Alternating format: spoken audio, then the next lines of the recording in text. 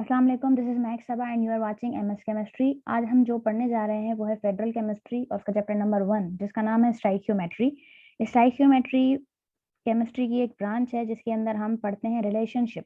Relationship किसका पढ़ा जाता है? रिएक्टेंट और प्रोडक्ट का। And you know very well कि रिएक्टेंट्स और प्रोडक्ट क्या होते हैं। जो दो चीजें मिलकर प्रोडक्ट बनाती हैं उनको हम रिएक्टेंट कहते हैं, और जिन दो रिएक्टेंट से मिलकर कुछ चीज न्यू बनती है उसे हम प्रोडक्ट कहते हैं। अब इन दोनों का रिलेशनशिप किस तरीके से हम स्टडी करते हैं, इनके आगे जो चीज लगी होती है वो होती है नंबर ऑफ मोल्स। लेट्स उसको हम आगे डिस्कस करेंगे कि मोल्स क्या होते हैं। बहरहाल जो आगे लगा होता है उसे कोएफिशिएंट भी कहा जाता है।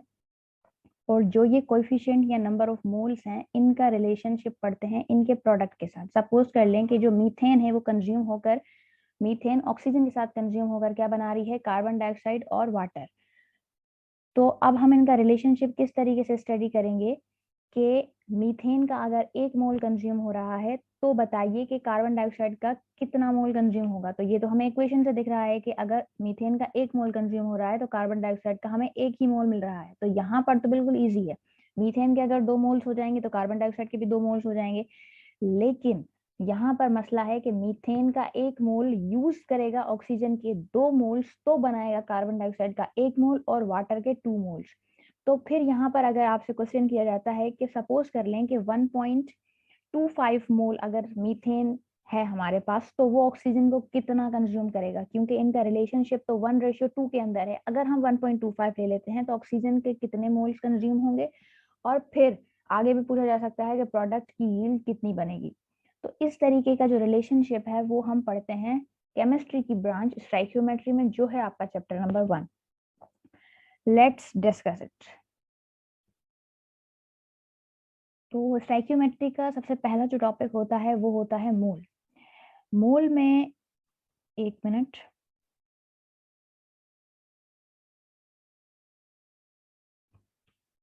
मोल के अंदर जो मेन टॉपिक है वो है मोल। और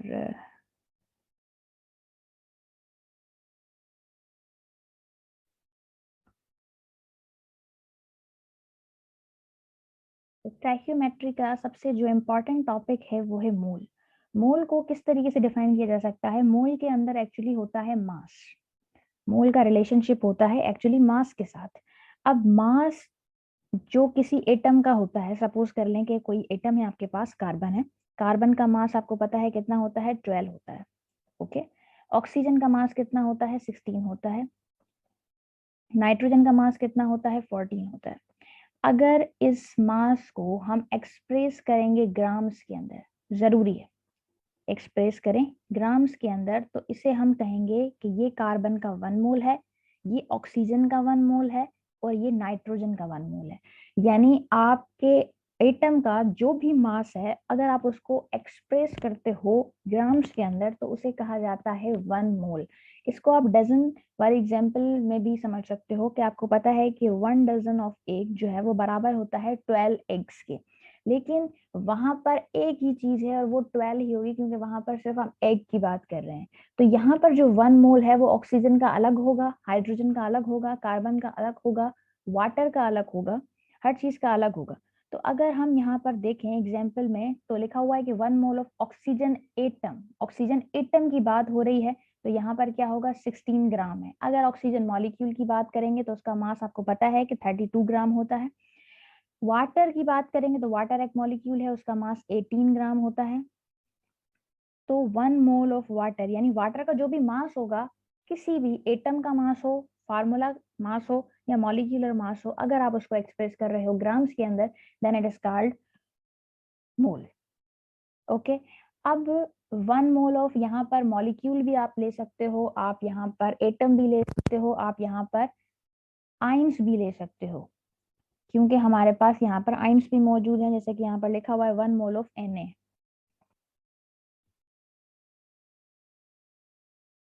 उसके बाद जो आपका टॉपिक है वो है एवोगैड्रो नंबर। जैसे कि मोल आपको क्या बता रहा था? मास बता रहा था। कोई भी एटम होगा तो जाहिर सी बात है उसका मास भी होगा और उसके अंदर नंबर ऑफ एटम्स भी होंगे। सपोज कर लेते हैं कि हमारे पास 12 ग्राम ऑफ कार्बन है। सपोज कर लेते हैं कि हमारे पास क्या है?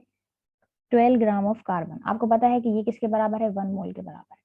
अब इस 1 मोल ऑफ कार्बन के अंदर कितने एटम्स होंगे, नंबर ऑफ एटम्स कितने होंगे, तो वो एवोगैड्रो ने एक कांस्टेंट नंबर बता दिया है और वो है आपका 6.02 multiply 10 raise to the power 23। यानी 1 मोल आप किसी भी चीज का ले लो, उसके अंदर इतने पार्टिकल्स मौजूद होंगे। सपोज कर लेते हैं कि अगर हम कोई कार्बन ले रहे हैं तो कार्बन एक एटम है, मतलब कार्बन एक एटम है तो उसके अंदर नंबर ऑफ एटम्स होंगे। यानी कार्बन अगर आप लोगे, क्योंकि कार्बन का जो लीस्ट प्रोडक्ट होता है, जो सबसे छोटा हिस्सा होगा, वो एटम ही होगा, तो इसके अंदर नंबर ऑफ एटम्स पाए जाएंगे। कार्बन एक एटम ही है, कार्बन एक एलिमेंट है, लेकिन कार्बन के जब हम हिस्से करेंगे तो हमें जो पार्टिकल्स मिल रहे होंगे वो एटम्स होंगे। इसी तरीके से सपोज कर लें आप, अगर ऑक्सीजन मॉलिक्यूल है, ये जो है वो क्या है, ऑक्सीजन मॉलिक्यूल है, अगर आप इसका 1 मोल ले रहे हो तो इसके अंदर भी 1 मोल के अंदर तो इसने बता दिया है कि इतने पार्टिकल्स होंगे। लेकिन जैसे कि ये आपको पता है कि ऑक्सीजन मॉलिक्यूल है, तो इसके अंदर ऑक्सीजन के 6.02 multiply 10 to the power 23 molecules होंगे, एटम्स नहीं होंगे। जिस तरीके से आप फॉर एग्जांपल वाटर ले लेते हो, तो वाटर का अगर आप 1 मोल लेते हो तो वाटर के 1 मोल के अंदर भी 6.02 multiply 10 to the power 23 molecules होंगे, एटम्स नहीं होंगे। इसी तरीके से अगर आप सपोज कर लें कि नाइट्रोजन एटॉमिक फॉर्म में ले रहे हैं, तो इसके अंदर नाइट्रोजन के एटम्स होंगे, कार्बन लेंगे तो उसके अंदर एटम्स होंगे। ये हो गया एटम और मॉलिक्यूल। अगर हम यहाँ पर लेते हैं NaCl, तो NaCl जो है वो एक फार्मूला यूनिट है, और जब हम फार्मूला यूनिट लेते हैं तो उसके अंदर फिर उसके 1 मोल के अंदर भी 6.02 multiply 10 raise to the power 23 formula units होंगे।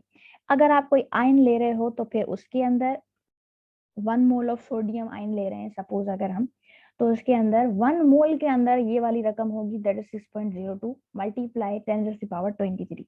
अब इसको रीड करके देखते हैं, number of atoms, ions, atoms भी आ गया, आयंस भी आ गया, मॉलिक्यूल भी आ गया, फार्मूला यूनिट भी आना चाहिए था। Present in 1 mole of a substance, यानी 1 मोल के अंदर, चाहे वो एटम्स हो, आयंस हो, मॉलिक्यूल्स हो, उसे हम एवोगैड्रो नंबर कहते हैं। उसकी वैल्यू है 6.02 multiply 10 to the power 23। 1 mole of any gas at STP occupies 22.4 decimeter cube and contains 6.02 multiplied 10 raised to the power 23 particle। अब 1 मोल अगर गैस का लिया जाए तो वो वॉल्यूम कितना कंसीडर करेगी, कितना घेरेगी, कितना ऑक्यूपाई करेगी, वो भी एक कांस्टेंट। तो वो जो मॉलिक्यूल होगा या एटम होगा, जो उसका 1 मोल कितना वॉल्यूम ऑक्यूपाई करेगा, वो भी एक कांस्टेंट वैल्यू है, दैट इज 22.4 डेसीमीटर क्यूब।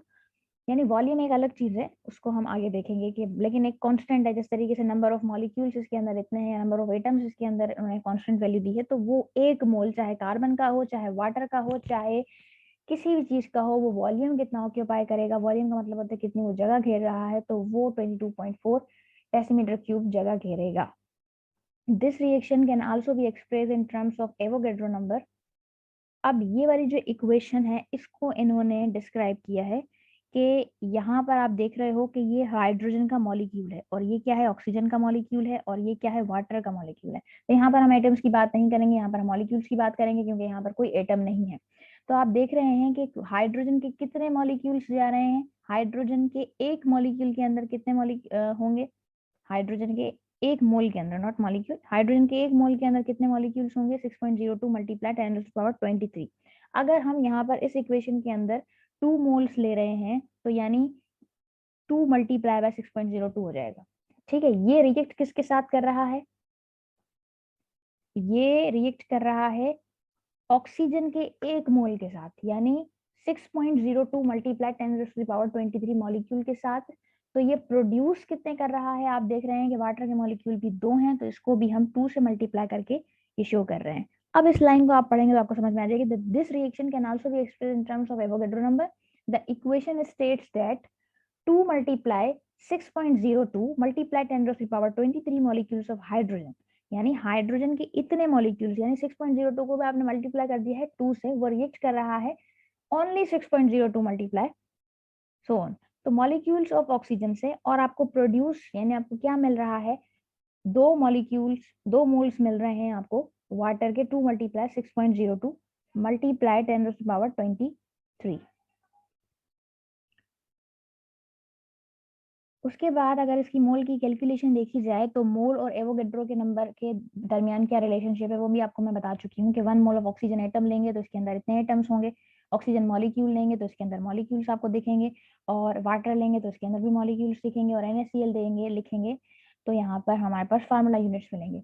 अच्छा, in the case of ionic compounds the explanation is somewhat different इस तरीके से है कि अगर आप NaCl का पूरा कंपाउंड ले रहे हो तो इसके अंदर फार्मूला यूनिट्स होंगे। अब इसको फार्मूला यूनिट क्यों कहा जाता है? फार्मूला यूनिट इसलिए कहा जाता है क्योंकि ये एक आयोनिक कंपाउंड है, और जब भी कोई आयोनिक कंपाउंड लिया जाता है तो उसके अंदर कोई मॉलिक्यूल्स नहीं होते, उसके अंदर होते हैं फार्मूला यूनिट्स जो कि एक क्रिस्टल लैटिस के अंदर कॉम्पैक्टली बंद होते हैं। तो जब NaCl वाटर के अंदर डिसॉल्व होगा, अब 1 मोल हम ले रहे हैं NaCl का, उसको हम वाटर के अंदर डिसॉल्व कर रहे हैं। जब हमने वाटर के अंदर डिसॉल्व किया तो जाहिर सी बात है Na का आपको 1 मोल मिलेगा और क्लोरीन का भी आपको 1 मोल मिलेगा।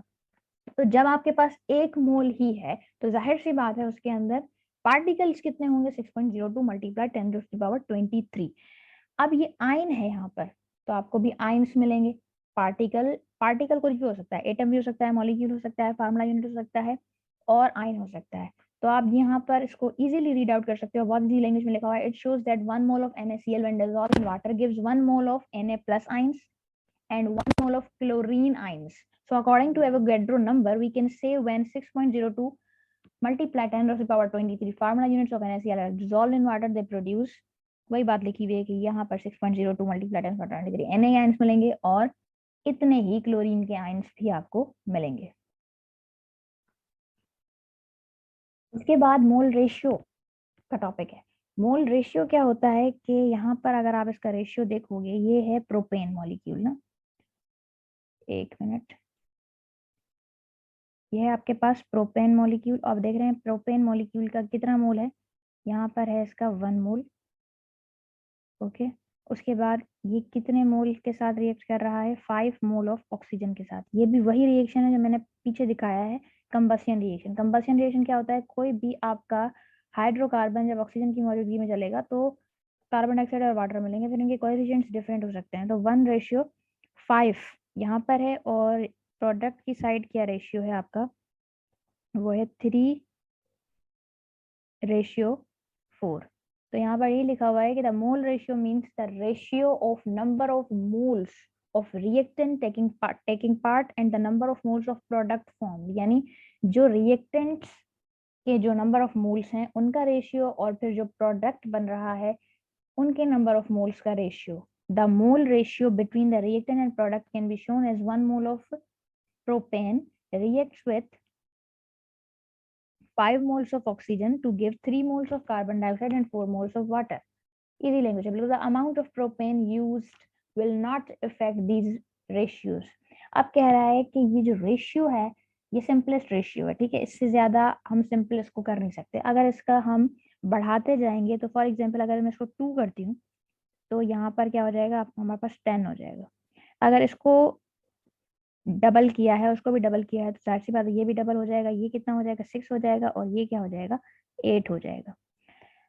तो अमाउंट ऑफ प्रोपेन आप कितना भी ले लो, लेकिन आपके पास जो रेशियो आएगा वो सिंपलेस्ट ही आएगा। इन द एंड वही होगा कि आप अगर एक हिस्सा ले रहे हो प्रोपेन का तो उसका 5 टाइम्स आपको एनी हाउ लेना पड़ेगा ऑक्सीजन का।